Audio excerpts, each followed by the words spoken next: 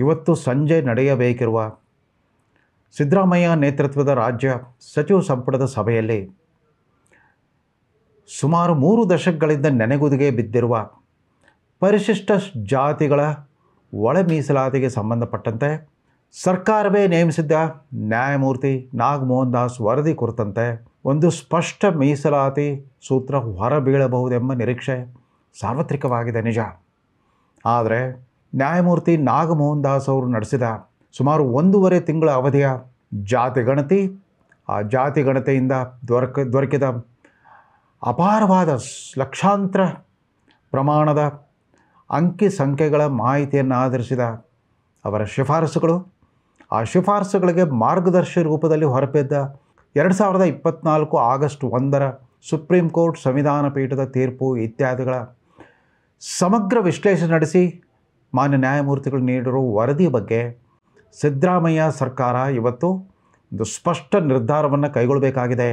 ಆದರೆ ಮೇಲ್ನೋಟಕ್ಕೆ ನಾವು ಅಂದ್ಕೊಂಡಷ್ಟು ಸುಲಭವಾಗಿಲ್ಲ.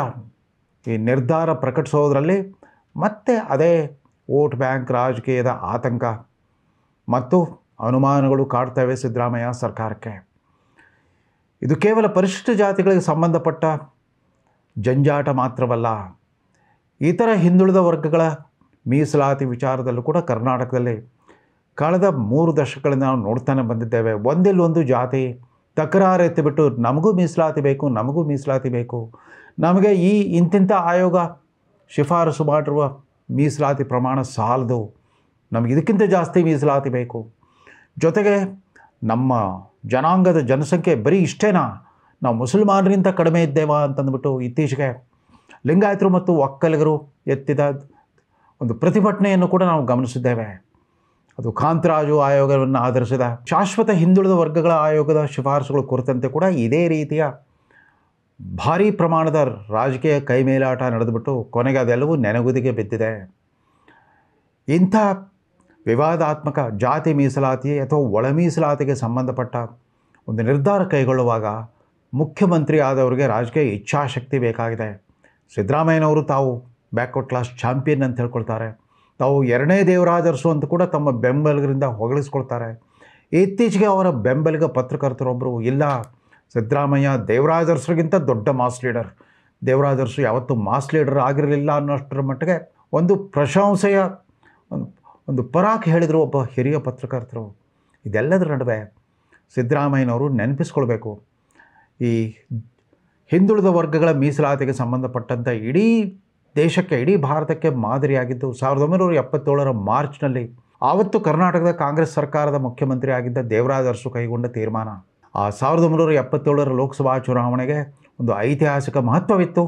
ಯಾಕೆಂತಂದರೆ ಆಗ ತಾನೇ 20 ತಿಂಗಳ ಕಾಲ ಇಡೀ ರಾಷ್ಟ್ರವನ್ನು ಆವರಿಸಿದ್ದ ಆ ತುರ್ತು ಪರಿಸ್ಥಿತಿಯ ಕರಾಳ ನೆನಪುಗಳ ನಂತರ ಅದೇನೋ ಜ್ಞಾನೋದಯ ಆಗಿಬಿಟ್ಟು ಇಂದಿರಾ ಗಾಂಧಿಯವರು ಆ ವರ್ಷದ ಜನವರಿ 19ಕ್ಕೆ ತುರ್ತು ಪರಿಸ್ಥಿತಿಯನ್ನು ಸ್ಥಗಿತಗೊಳಿಸಿಬಿಟ್ಟು ಸಾರ್ವತ್ರಿಕ ಚುನಾವಣೆಗಳನ್ನು ಘೋಷಣೆ ಮಾಡಿದ್ರು. 1 ವರ್ಷ ತಡವಾಗಿ ನಡೆಯಬೇಕಿದ್ದ ಆ ಚುನಾವಣೆ 1977ರ ಮಾರ್ಚ್ನಲ್ಲಿ ನಡೆಯಬೇಕಾಗಿದ್ದ ಲೋಕಸಭಾ ಚುನಾವಣೆ ಸಂದರ್ಭದಲ್ಲೇ ದೇವರಾಜ ಅರಸರ ಕೈಗೆ 2ನೇ ಹಿಂದುಳಿದ ವರ್ಗಗಳ ಆಯೋಗದ ವರದಿ, ಅಂದರೆ ಪ್ರೊಫೆಸರ್ LG ಹಾವನೂರ್ ಅಧ್ಯಕ್ಷತೆಯ ಕರ್ನಾಟಕದ 2ನೇ ಹಿಂದುಳಿದ ವರ್ಗದ ಆಯೋಗದ ವರದಿ ಅವ್ರ ಕೈ ಸೇರಿತ್ತು. ಆ ವರದಿಯನ್ನು ಆಧರಿಸಿಬಿಟ್ಟು ಹಿಂದುಳಿದ ವರ್ಗಗಳಿಗೆ ಮೀಸಲಾತಿ ಸೂತ್ರವನ್ನು ಘೋಷಣೆ ಮಾಡಬೇಕಾಗಿತ್ತು.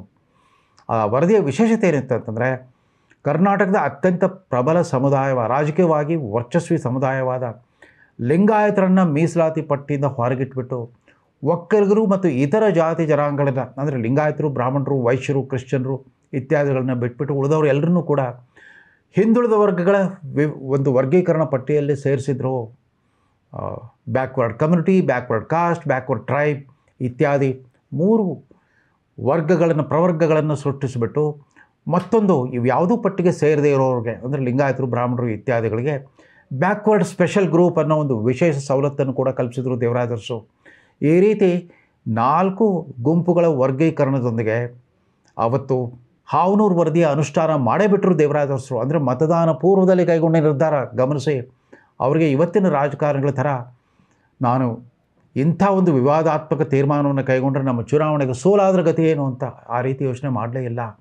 ಯಾವುದೇ ವೋಟ್ ಬ್ಯಾಂಕ್ ಲೆಕ್ಕಾಚಾರವಿಲ್ಲದೆ ದೇವರಾಜ ಅರಸರು ಹಾವನೂರು ವರದಿಯನ್ನು ಆಧರಿಸಿದ ಹಿಂದುಳಿದ ವರ್ಗಗಳ ಮೀಸಲಾತಿ ಸೂತ್ರವನ್ನು ಅನುಷ್ಠಾನ ಮಾಡಿಬಿಟ್ಟು ಅದಕ್ಕೆ ಸಂಬಂಧಪಟ್ಟ ಸರ್ಕಾರಿ ಆದೇಶವನ್ನು ಜಾರಿಗೊಳಿಸಿಬಿಟ್ಟು ಇತಿಹಾಸ ನಿರ್ಮಿಸಿದರು ದೇವರಾಜ ಅರಸು. ಇವತ್ತಿಗೂ ಕೂಡ 50 ವರ್ಷಗಳ ನಂತರ ಕೂಡ ಭಾರತದ ಯಾವುದೇ ರಾಜ್ಯದಲ್ಲಾಗಲಿ ಅಥವಾ ರಾಷ್ಟ್ರಮಟ್ಟದಲ್ಲಾಗಲಿ, ಆವತ್ತು ರಾಷ್ಟ್ರಮಟ್ಟದಲ್ಲಿ ಅಸ್ತಿತ್ವಕ್ಕೆ ಬಂದ ಮಂಡಲ್ ಆಯೋಗದ ಅಧ್ಯಯನಕ್ಕೂ ಕೂಡ ಆಧಾರವಾಗಿತ್ತು LG ಹಾವನೂರು ಅಧ್ಯಕ್ಷತೆಯ ಕರ್ನಾಟಕದ 2ನೇ ಹಿಂದುಳಿದ ವರ್ಗ ಆಯೋಗ ಸಲ್ಲಿಸಿದ ಶಿಫಾರಸುಗಳೇ ಆಧಾರವಾಗಿತ್ತು. ಅಂದರೆ ಅಷ್ಟರ ಮಟ್ಟಿಗೆ ಇಡೀ ದೇಶಕ್ಕೆ ಮಾದರಿಯಾಗುವಂಥ ಒಂದು ಆದೇಶ ಹೊರಡಿಸೋದ್ರಲ್ಲಿ ದೇವರಾಜ ಅರಸು ಪ್ರದರ್ಶಿಸಿದ್ದು ಪ್ರಬಲವಾದ ರಾಜಕೀಯ ಇಚ್ಛಾಶಕ್ತಿ. ಸಿದ್ದರಾಮಯ್ಯನವ್ರಿಗೆ ಅದು ಸಾಧ್ಯವಿದೆಯಾ? ಸಾಧ್ಯವಿಲ್ಲ. ನಾವು ನೋಡ್ತಾ ಇದ್ದೇವೆ, ನ್ಯಾಯಮೂರ್ತಿ ನಾಗಮೋಹನ್ ದಾಸ್ ವರದಿಯಲ್ಲಿ ಒಟ್ಟು 5 ಪ್ರವರ್ಗಗಳನ್ನು ಸೃಷ್ಟಿಸಿದ್ದಾರೆ. ಪ್ರವರ್ಗ ಎ, ಪ್ರವರ್ಗ B, C, D, E ಇತ್ಯಾದಿ. ಇದರಲ್ಲಿ ಎಡಗೈ ಸಮುದಾಯಕ್ಕೆ ಶೇಕಡ 6% ಮೀಸಲಾತಿ, ಬಲಗೈ ಸಮುದಾಯಕ್ಕೆ 5% ಮೀಸಲಾತಿ, ಅಸ್ಪೃಶ್ಯತೆಯ ಕಳಂಕವನ್ನು ಅನುಭವಿಸ್ತಿರೋ ಬೋವಿ, ಬಂಜಾರ, ಕೊರಚ, ಕೊರ್ಮ ಇತ್ಯಾದಿಗಳಿಗೆ ಅವರಿಗೆ 4% ಮೀಸಲಾತಿ. ಅದರ ಜೊತೆಗೆ ಅಲೆಮಾರಿ ಜನಾಂಗಗಳಿಗೆ, ಬೇಡ ಜಂಗಮ ಇತ್ಯಾದಿಗಳಿಗೆ ಅವ್ರಿಗೆ 1% ಮೀಸಲಾತಿ. ಮತ್ತು ಇವು 4 ಪ್ರವರ್ಗಗಳಿಗೆ ಸೇರದ, ಅಂದರೆ ಸಫಾಯಿ ಕರ್ಮಚಾರಿಗಳು ಅಂತ ಕರಿತೇವೆ, ಪೌರ ಕಾರ್ಮಿಕರು ಅಂತ ಕರಿತೇವೆ, ಮಲ ತೊಳೆಯುವವರು, ಮಲ ಹೊರುವವರು, ತೊಳೆಯುವವರು ಮತ್ತು ಕಸ ಗುಡಿಸೋ ಗುಂಪಿಗೆ ಸೇರಿದವರೆಲ್ಲ 3 ಬೇರೆ ಬೇರೆ ಪ್ರಭೇದಗಳಲ್ಲಿ ತಮ್ಮನ್ನು ಗುರುತಿಸ್ಕೊಂಡ್ಬಿಟ್ಟಿದ್ದಾರೆ. ಜಾತಿ ಗಣತಿ ನಡೆದಾಗಲೆಲ್ಲ ನಾವು ಆದಿ ಕರ್ನಾಟಕ, ಆದಿ ದ್ರಾವಿಡ ಮತ್ತು ಆದಿ ಆಂಧ್ರ ಅಂತ, ಬಹುಶಃ ತೆಲುಗು ಭಾಷಿಕರೆಲ್ಲ ಆದಿ ಆಂಧ್ರ ಅಂತ ಬರ್ಸಿರ್ಬೋದು, ಕನ್ನಡ ಭಾಷಿಕರೆಲ್ಲ ಆದಿ ಕರ್ನಾಟಕ, ತಮಿಳು ಭಾಷಿಕರೆಲ್ಲ ಪಾಪ ಆದಿ ದ್ರಾವಿಡ ಅಂತ ಬರ್ಸಿರ್ಬೋದು.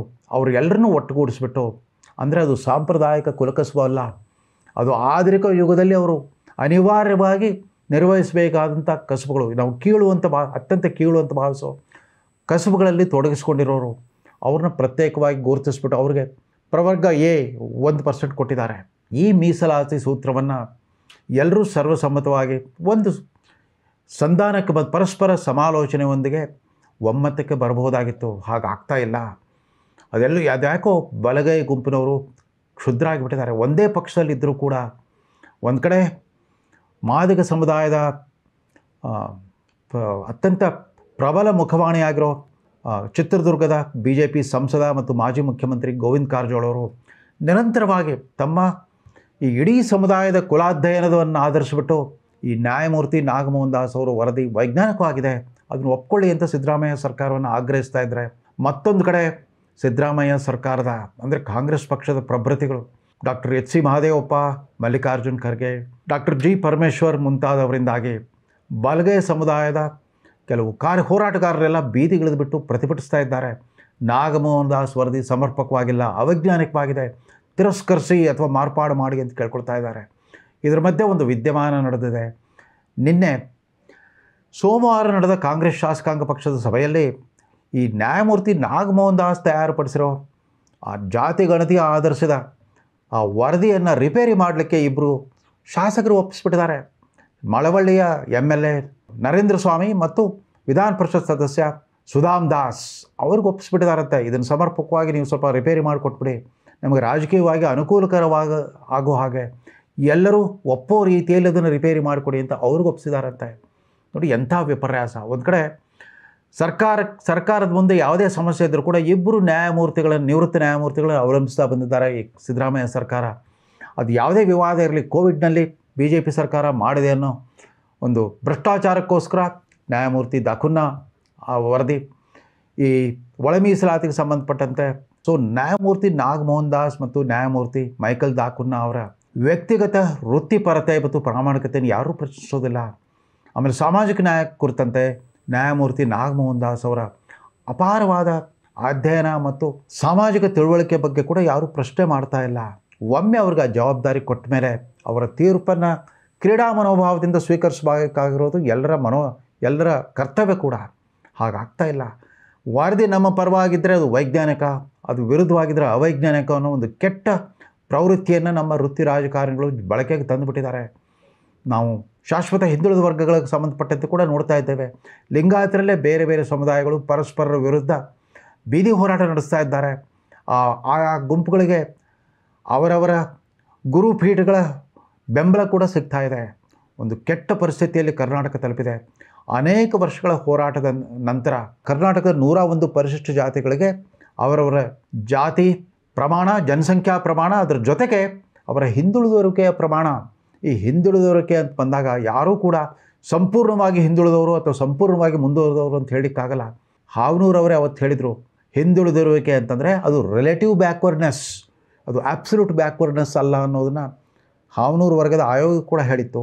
ವಿವಿಧ ಸಂವಿಧಾನ ಪೀಠಗಳು ಕೂಡ ಈ ಸಂಬಂಧಿ ತೀರ್ಪುಗಳನ್ನು ನೀಡುವಾಗ ಬ್ಯಾಕ್ವರ್ಡ್ನೆಸ್ ಅನ್ನೋದು ಒಂದು ರಿಲೇಟಿವ್, ಅದೊಂದು ಸಾಪೇಕ್ಷ ಒಂದು ಮಾನದಂಡ. ಇಂಥ ಜಾತಿಗಿಂತ ಇನ್ನೊಂದು ಜಾತಿ ಹಿಂದುಳಿದಿದೆ, ಆದರೆ ಇಷ್ಟು ಪ್ರಮಾಣದಲ್ಲಿ ಮುಂದುವರೆದಿದೆ ಅಂತ ಹೇಳಬೇಕಾಗೋದು ಅಷ್ಟೇ ಹೊರತು ಇವರು ಸಂಪೂರ್ಣವಾಗಿ ಹಿಂದುಳಿದುಬಿಟ್ಟಿದ್ದಾರೆ ಹಾಗೆ ಮಾಡಿಲ್ಲ. ನಾಗಮೋಹನ್ ದಾಸ್ ಅವರು ಕೂಡ ಹಿಂದುಳಿದ ವರ್ಗ, ಸ್ವಲ್ಪ ಅತಿ ಹೆಚ್ಚು ಹಿಂದುಳಿದವರು ಮತ್ತು ಎಲ್ಲರಿಗಿಂತ ಅತ್ಯಂತ ಹಿಂದುಳಿದವರು ಅಂತ ಗುರುತಿಸ್ಬಿಟ್ಟು ಆ ವರ್ಗೀಕರಣವನ್ನು ಮಾಡಿದ್ದಾರೆ. ಸಾಧ್ಯವಾದರೆ ಗೋವಿಂದ ಕಾರಜೋಳ ಥರದವರು ಅಂತಲೂ ನೀವು ಆಯಿತು ನಮ್ಮ ಮಾದಿಗ ಸಮುದಾಯಕ್ಕೆ ಸ್ವಲ್ಪ ಜಾಸ್ತಿ ಕೊಟ್ಟಿದ್ದಾರೆ, ಸ್ವಲ್ಪ ಬೇಕಾದರೆ ಮಾರ್ಪಾಡು ಮಾಡಿ ಎಲ್ಲರನ್ನೂ ಒಪ್ಪಿಸಿ ಅನ್ನೋಷ್ಟರ ಮಟ್ಟಿಗೆ ಉದಾರತೆಯನ್ನು ತೋರಿದ್ದಾರೆ. ಉಳಿದವರು ಕೂಡ ಇದೇ ರೀತಿಯ ಒಂದು ಧೀಮಂತಿಕೆ ಮತ್ತು ಹೃದಯ ವೈಶಾಲ್ಯತೆಯನ್ನು ಪ್ರದರ್ಶಿಸಿಬಿಟ್ಟು ದಲಿತ ಸಮುದಾಯದಲ್ಲಿ ಒಳಜಗಳ ಬಾರದಂತೆ ನೋಡ್ಕೊಳ್ಳೋದು ಬಹಳ ಮುಖ್ಯ ಕರ್ತವ್ಯವಾಗಿದೆ. ಸಿದ್ದರಾಮಯ್ಯ ಕೂಡ ಇವತ್ತು ಅಪರೂಪದ ಇಚ್ಛಾಶಕ್ತಿಯನ್ನು ಪ್ರದರ್ಶಿಸಿ ಯಾವುದೇ ಒಂದು ಸೂತ್ರವನ್ನು ಮೊದಲು ಅನುಷ್ಠಾನ ಮಾಡಿ ಅದಕ್ಕೆ ಸಂಬಂಧಪಟ್ಟ ತಕರಾರುಗಳನ್ನು ಆಮೇಲೆ ಬಗೆಹರಿಸ್ಬೋದು ಅಂತ ಅರಿಕೆ ಮಾಡ್ಕೊಳ್ತಾ ಈ ಸಂಚಿಕೆಯನ್ನು ಮುಗಿಸ್ತಾ ಇದ್ದೇನೆ. ನಮಸ್ಕಾರ.